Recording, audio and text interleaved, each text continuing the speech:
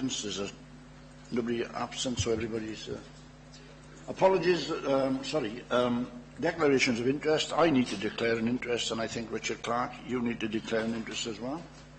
Sorry, Leader, can I just clarify what the interest is and what item it relates to? I think if I can confirm that, I think you both have a personal and a prejudicial interest in relation to item number 6, which is the council tax base, as you both own another property. So when that item is being discussed, you'll have to leave the room. Thank you, Leader. Right, thanks for that. On now then to the confirmation of the Cabinet minutes, which is on page 3 to 14. So I'll go through them. Page 3, page 4, page 5, page 6, page 7, page 8, page 9, page 10, page 11, page 12, page 13, and page 14. Somebody move the true record. All agree, show. Thanks for that. We now on to the update on actions from the Chief Executive. Is there any? Thank you, Leader. They are there for members' information unless there's any questions. Right. Thanks for that. Now then, we're on to item 6, which is the council tax base, which is Dave Lilly. I'm going to leave, and also Richard Clark will leave, and Anthony will...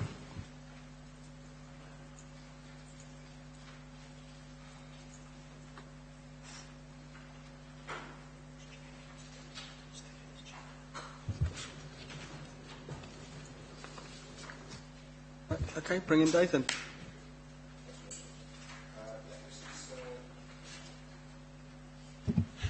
Thanks very much. This is the first report on the budget and medium-term financial plan that we've got on Cabinet today. This report is basically looking for us to set our council tax base for the 2017-2018 financial year. It's an annual report. And we've prepared it on exactly the same principles and bases of the 16-17 and 15-16 process. So if I quickly just take you through the report. Paragraph 4 outlines the background. So we talk in there about the council tax base, and on page 18 we are outline how the base is calculated. So the various proportions that are charged against each of the bandings, and then how we apply those bandings to the calculations.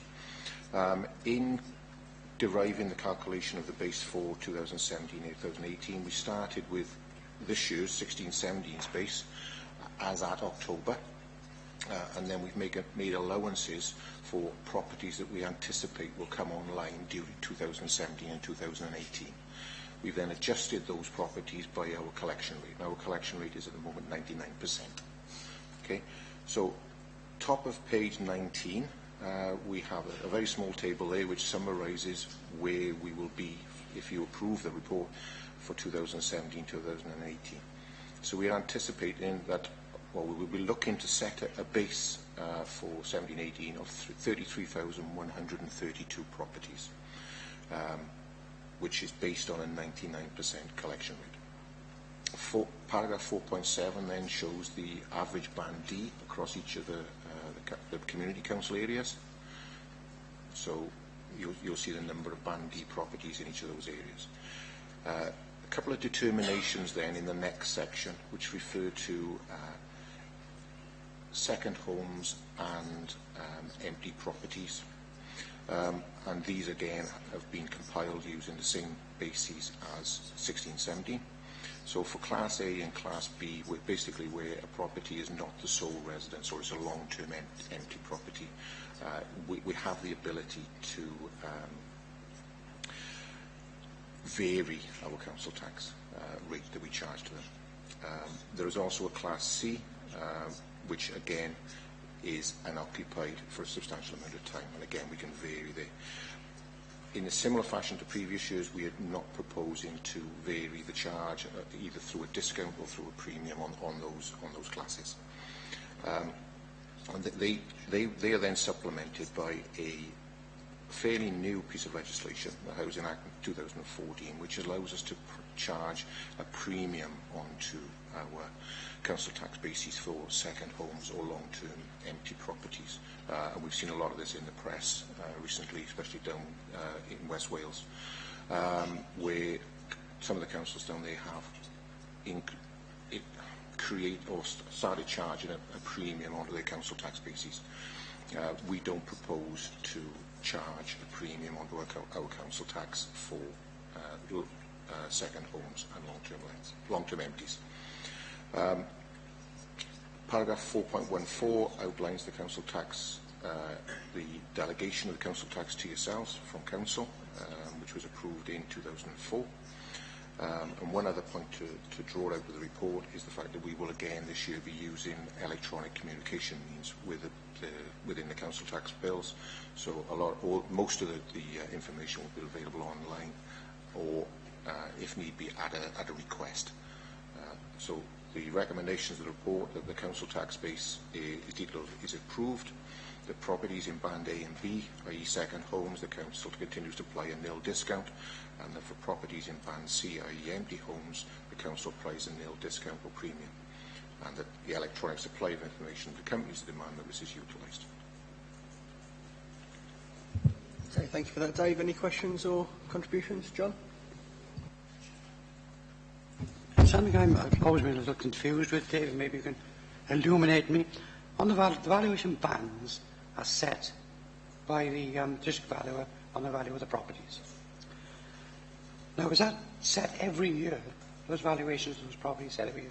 The reason I'm asking that question is that you could have a very large hike in property values, or maybe a decrease in property values. So are those bands assessed in relation to the size of the property or the valuation of the property?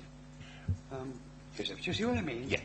No, they're not assessed every year. The valuation bands are set by the VO office. I can't recall when they were last done.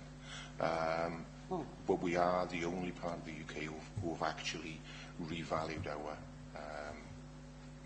council tax valuations. The English, Northern Ireland and Scottish authorities or valuation offices haven't taken forward a revaluation since the introduction of the council tax base.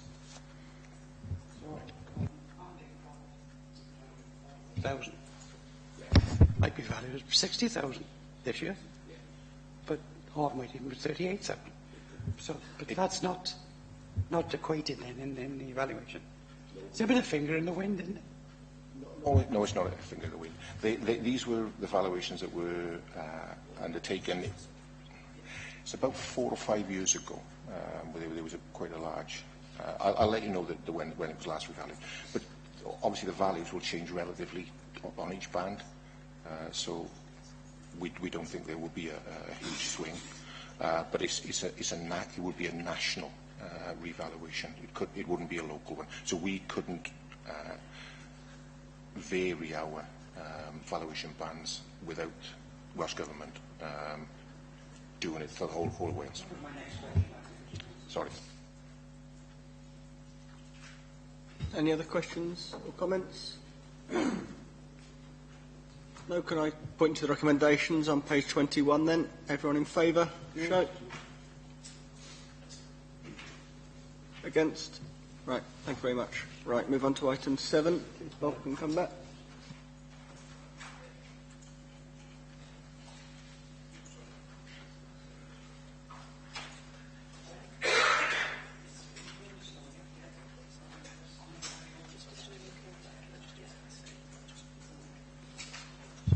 Right, thanks for that.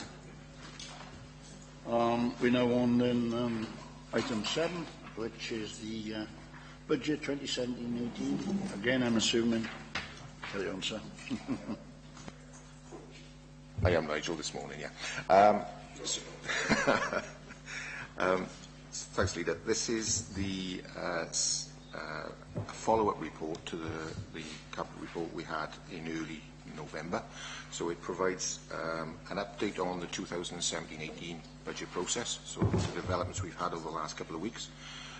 It gives you an update on the findings of the Healthier Scrutiny Committee, where they've reviewed the social care alternative savings. It gives you an initial medium-term financial plan position from 18-19 to 21-22, and then there's a very short timeline taking us up to February next year, where we will hopefully be setting the council tax budget and medium-term plan. So in paragraph 4, it just reminds Cabinet of the fact that we had a 0.5% reduction to our funding settlement in a provisional guise for 17-18, and that we're due to receive our final settlement on the 21st of December. We have responded to the Cabinet Secretary in those lines that we generally accept the provisional settlement, although we would look to enhance the relationship between social care funding and health funding. But we're also concerned about the static position of our capital allocation for 17-18. So within the provisional settlement, we've passported all of the increases through to the relevant service departments. Obviously, if there's a change in the final settlement to those, we will make the necessary changes to the final budgets for those areas. All the estimates have been used compiling the mitigations that we approved in March of 2016, where the service areas felt that those mitigations were still deliverable. Where they weren't deliverable, we have applied the alternatives that they have proposed. And in this case of social care, they identified that a number of the mitigations that they proposed in March were no longer achievable. So they proposed some new mitigations.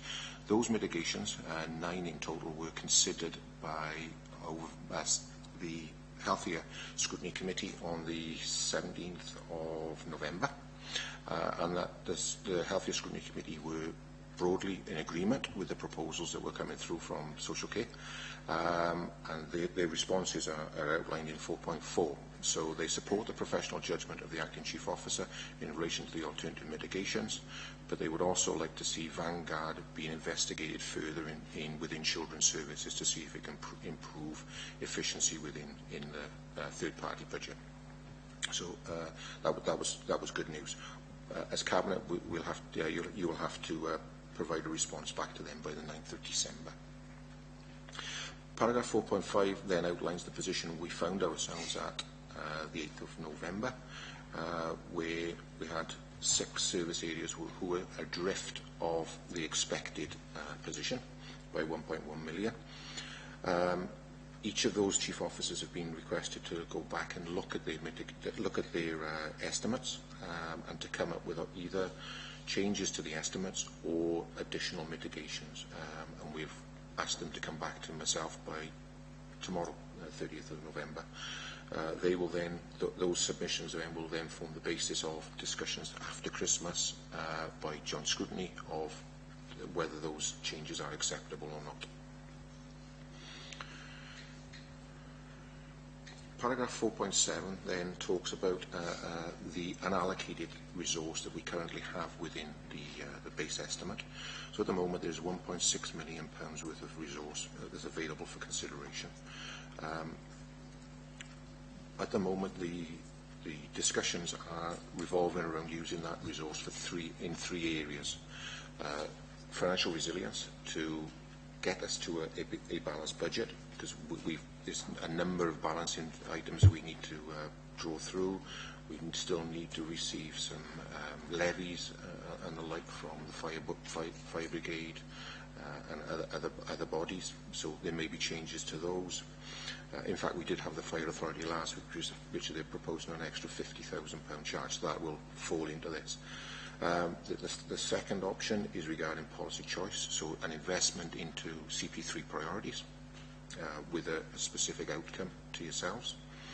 And the third one is early intervention, so investing in early intervention and prevention to enhance the lives of those individuals, but also to garnish some financial savings to the authority.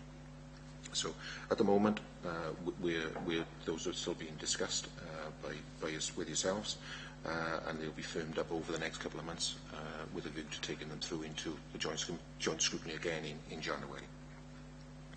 The last point I'd like to make on the 2017-2018 estimate is in relation to capital funding. We spoke last time about our capital funding remaining static for 17-18 at 4.3 million. One aspect that has come to light is the fact that the Welsh Government are now minded to stop the provision of a specific grant to support renewal areas with effect from March next year. So at the end of this financial year, the support would stop. We currently get over £600,000 a year to support the 3 renewal areas. So obviously there's a discussion that will need to be had within Council about that, the continuation of that resource.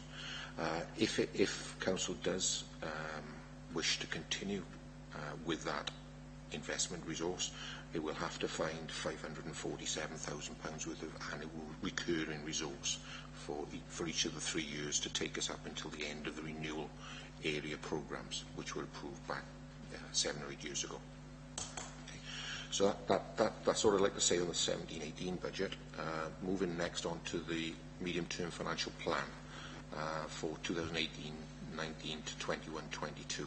So on paragraph 30 there, the first table there is just a reminder of what our current medium-term financial plan is saying, what it was forecasting. So it was forecasting that we had, over the life of the plan, we were at £11.6 million worth of mitigations to find. Obviously, we've been working on that over the last couple of months to revise it and to refine it. And the biggest thing that we've refined is in relation to the generic Welsh Government support, where historically we had a 2.5% reduction to our Welsh Government funding. What we've done now, we've applied 2 funding scenarios, one at 1.5% and one at 2%. We will look to firm that up as we move through.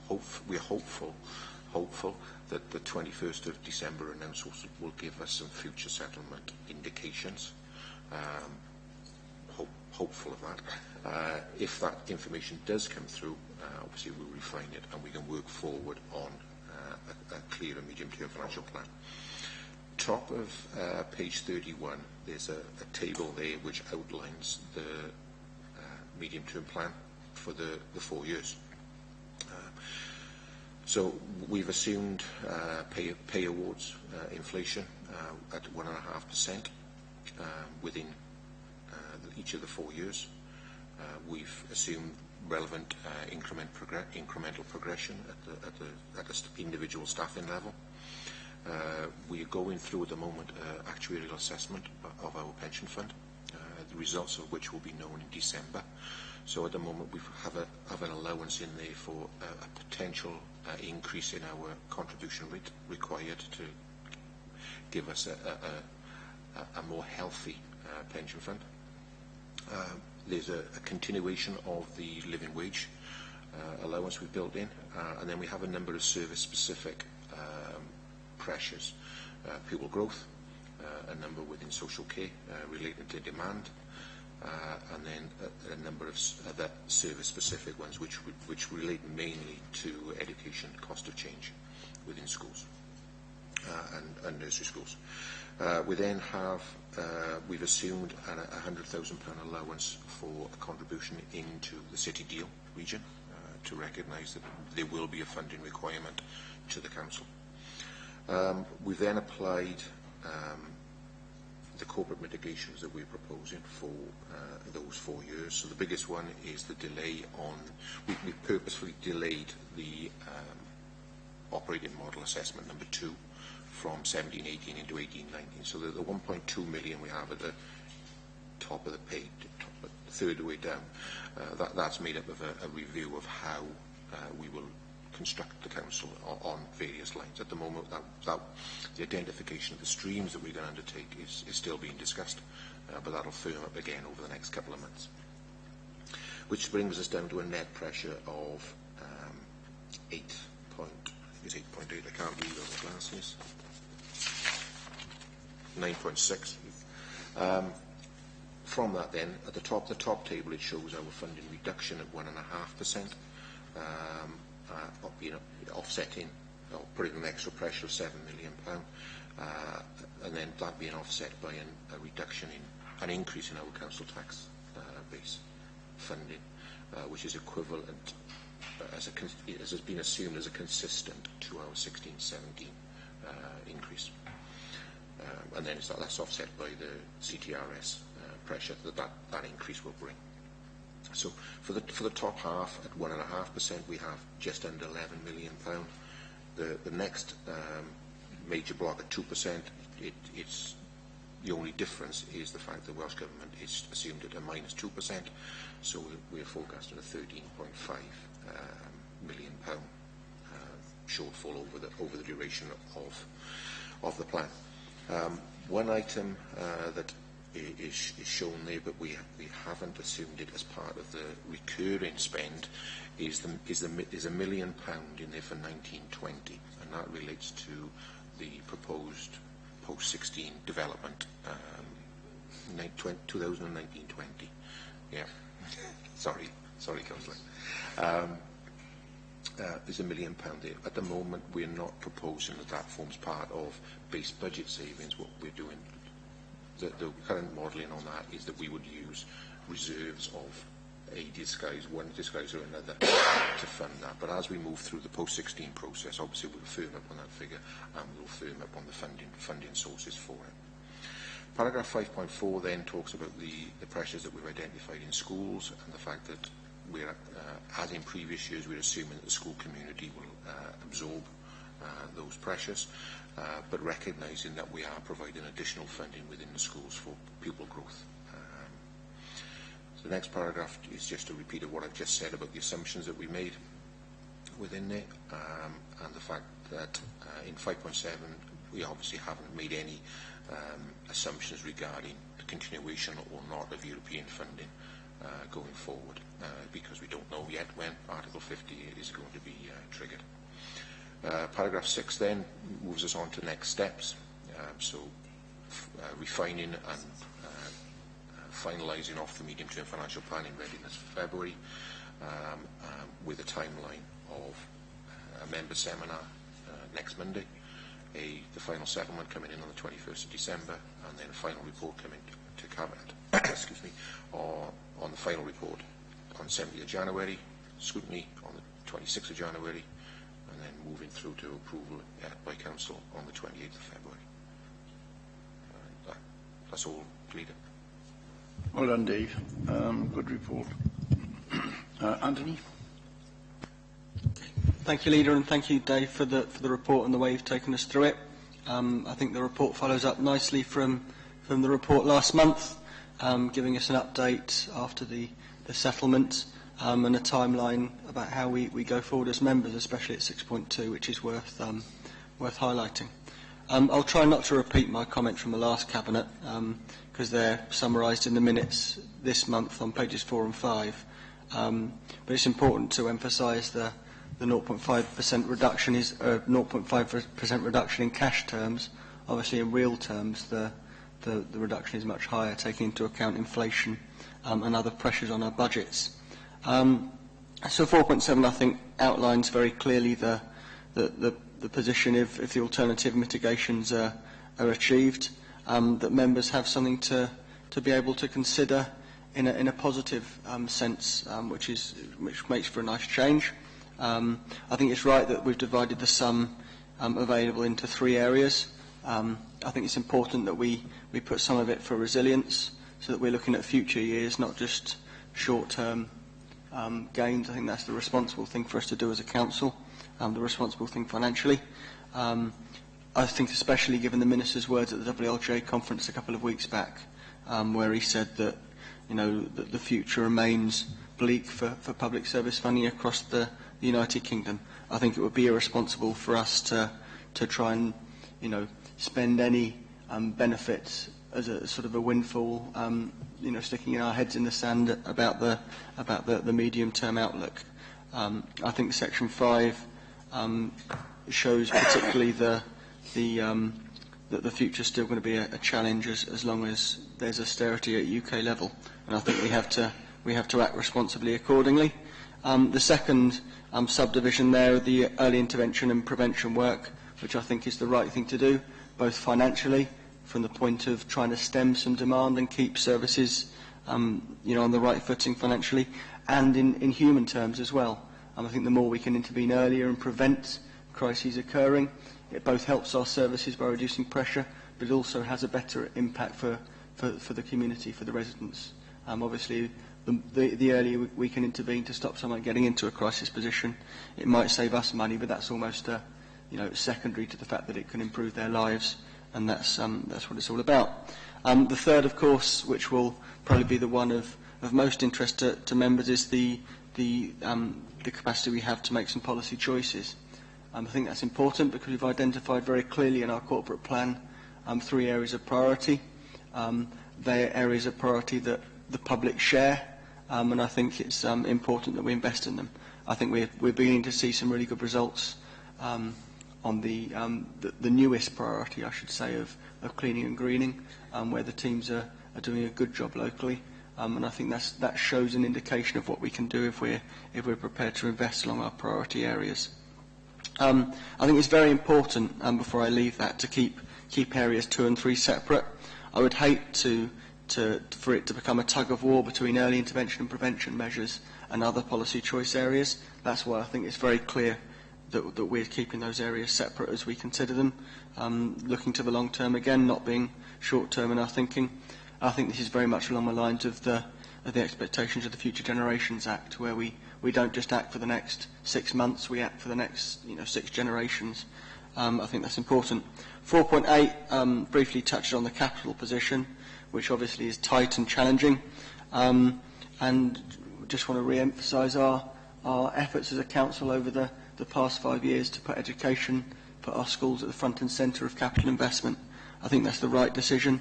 That's not been a decision that's been easy at all times, because there's always things that we want to spend capital money on, of course, but I think that's been the right thing to do, again, for future generations. The last bit of the report really deals with the medium term, and I've referred to that a bit already, but since our last gathering as Cabinet, there's been the autumn statement at Westminster, which really sort of painted a fairly bleak picture for the medium and longer term for public services funding. It showed, of course, the concerning impact of Brexit, which is hinted at in 5.7 in our report, but it was a little bit hidden in the Chancellor's report. But it has casts a big shadow over the future funding of local services, and also a big shadow over some of the money that's spent in communities like ours. It also showed, as I said last month really, that austerity is not working even on its own terms. The Chancellor had to admit that debt is up and rising at about 90% of GDP, and that's despite all the pain that's been caused to people through their austerity policies. The tunnel just seems to keep getting longer, and I think the more the UK government think that they can dig their way out of it with austerity, the more local services are going to suffer, and the more tough decisions that people in councils across the UK are going to face. Because I really want to emphasise that, because very often the local debate can seem to concentrate just on the decisions in these 4 walls. These difficult decisions are being taken in council buildings up and down the country, and it's not something that we do of our choice. It's something that we do because of the impacts of austerity, and it's our job to knuckle down and try and make the best of it. It doesn't make it easy, but that's our job. So the next steps, as hinted at 6.2, there's a seminar next week where members can come along and ask some questions, and then the joint scrutiny sessions in January. I think last year those were really good sessions. They enabled members to speak to chief officers and speak to other members, really dig down into the proposals in a much more considered and less adversarial way than has been the case before. So I look forward to those sessions again in January, and I look forward to the scrutiny chairs and the scrutiny members shaping those discussions, and I'll play whatever part in that I'm asked to make. But thank you for the report, Dave, and thank you for all the effort that's gone into it, both from your officers and from the officers in the other departments as well. Well done. Any other members wish to make a comment? John?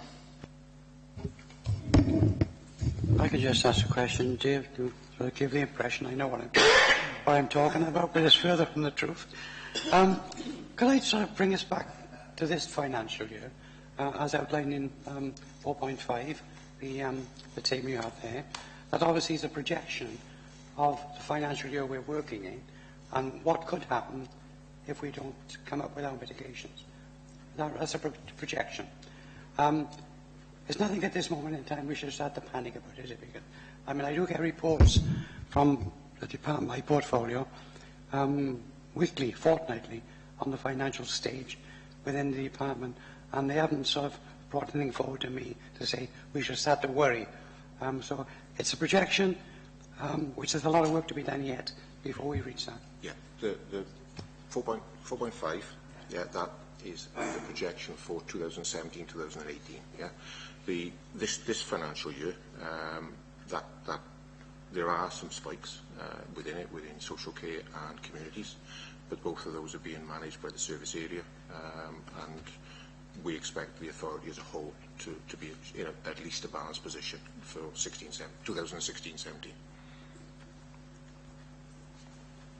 Anybody else? If not, can I just say that not only is this a well-written report, but Dave, you delivered it excellently. And can I also say that I think most members agree that Anthony's grasp of this situation is second to none. So thank you very much, Anthony, for the way that you, as Cabinet Member for Finance, handled that. Right then, all agree with the recommendation, Show? Thanks so much. The next item is item 8, which is the award of the contract for supporting people, older persons, floating support service, which is Bethan Goville. Hello, Bethan. How are you? Welcome down. Oh, I apologise. All right.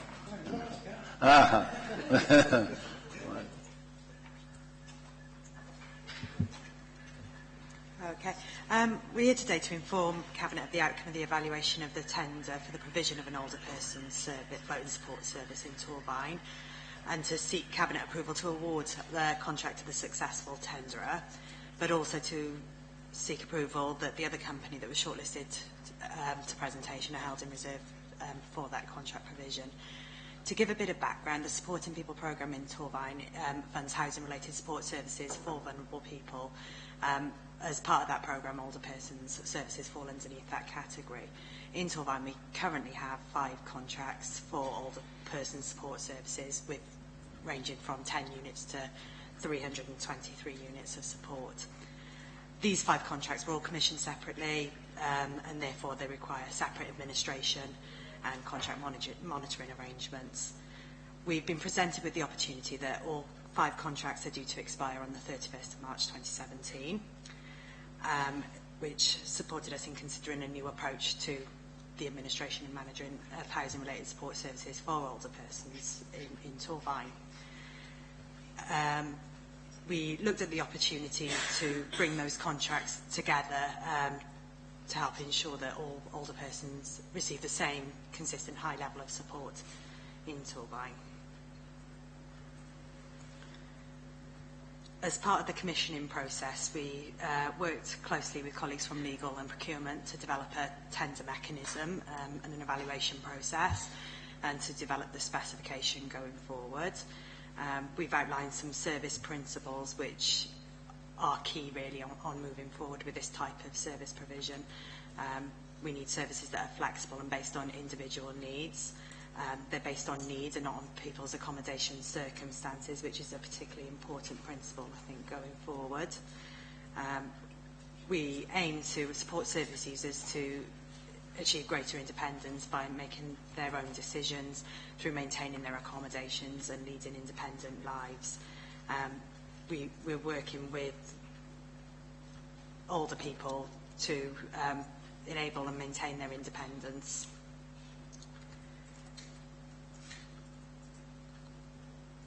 We put together a tender process which follows legal requirements, which was advertising widely on the Salta Wales website. It was a two-stage process which involved a desktop evaluation and also an interview mechanism. As part of that process, we shortlisted 2 candidates and they were assessed against a range of criteria. We established the criteria as a 70% quality, 30% price split because we felt the quality was particularly important in working with our vulnerable population. As part of the evaluation stage, there was a desktop analysis of the tender submissions, which looked at the usual safeguards, the financial viability of organisations, as well as their qualifications, skills and experiences. Those that were shortlisted at that stage progressed to an interview stage, which was 2 parts, which the applicants were asked several questions on their experience, working within Torbine, working with older people, but also sort of how they would progress developing a service of this kind. And the presentation element, they were asked to give their response to a case study on sort of working with the fictitious service user, Mr Davis. Following the tender process, we thought both organisations would be capable of delivering the service, but company one came out the most economically advantageous. In terms of moving forward and the financial implications, both organisations submitted tenders below our current contract spend on all 5 services, so this would offer significant savings going forward. We've completed the appropriate wellbeing assessment around the contract implementation and the contract award. So we're asking members to approve the recommendation to award the Supporting People and Older Persons Floating Support contract to Company 1 and keep Company 2 in reserve. Thanks for that report. Richard? I'd like to support the recommendation and thank Rachel for her presentation, stepping in at the last minute. Thank you, Rachel. I think it is important that we have, and our overriding principle is quality over cost. You heard in the previous reports the situation that social care is in. Yes, this does deliver savings for us because, as Rachel rightly said, both tenders are under what we're currently providing. But I would never want that to be at the consequence of quality. So I'm pleased to see that it was the 70% for quality.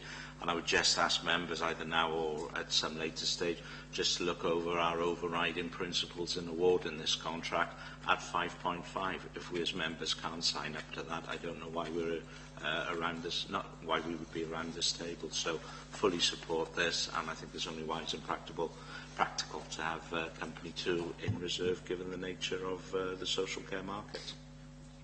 Rich, I think Lewis want to come in. Yeah, I certainly support everything Richard has said, because this fits ideally in with the Frailty project. But it says it's a 5-year programme with the options to extend. Is there any things for reviewing the service every now and again that... We have a regular programme of reviews and we operate a risk register within the team around all our contracts. Noira? Yeah, thank you, Leader.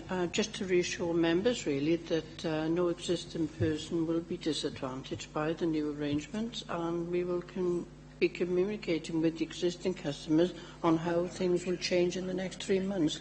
So I think, that being said, I certainly support the recommendation. But I would also like to thank you for presenting the report.